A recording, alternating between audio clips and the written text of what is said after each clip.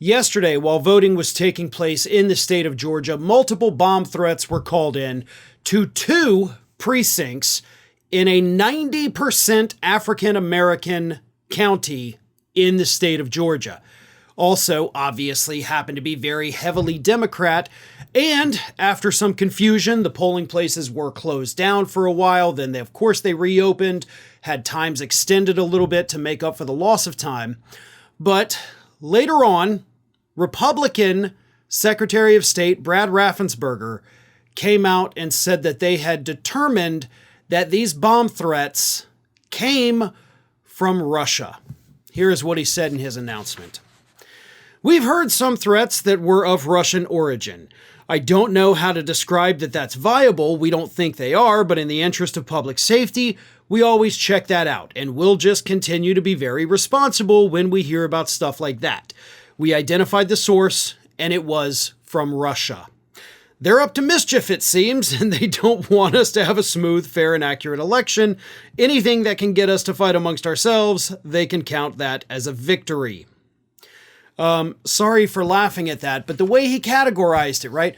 Oh, those pesky Russians, they're up to some mischief. Oh, bunch of mischievous guys over there. Oh, you knock it off.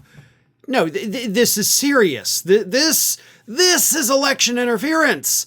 This is far greater election interference than spending $170,000 on promoting Facebook posts like they did in 2016. Okay, maybe not as in-depth as trying to work with the Trump campaign and give them damning information about Hillary Clinton, but still, they closed down polling stations in Democratic counties. They were sophisticated enough to understand that's what they needed to do. You know, I mean, granted, it doesn't take a lot to learn that information. Yes, you can look it up online, but they figured it out. And we are pretty damn lucky that it was only 2 areas in Georgia where they targeted it. And do you know why? They're testing the waters. That's what this is. Let's see what happens if we do this. Had they been more successful, we would have seen more of this. And I guarantee you, when we head into the next election cycle, when we get to the next election day, we will see more of it. Absolutely. We will see more sophisticated means. We will see more targets. We might even see more countries doing this. They understand how divided we are. They understand that targeting just a few areas of the country, I guarantee you, they watch the results rolling in Tuesday night, making notes like, okay, these are the places we need to get. These are the heavy areas for the Democrats. This doesn't stop here. The question, of course, is what is the appropriate response, right? We're obviously not going to start a war over this. We're not going to go in and try to do anything crazy or stupid. That would not be a comparable response.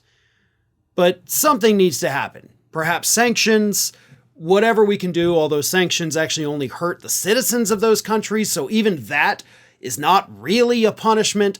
But we need to get this figured out. We need to prevent this from happening in the future. And given the way that we're so divided, I don't know that we can come together to fix this problem.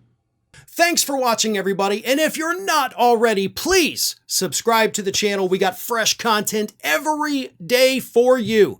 And if you want to follow us across social media, make sure you check out all of the social links that we have posted in the description of this video.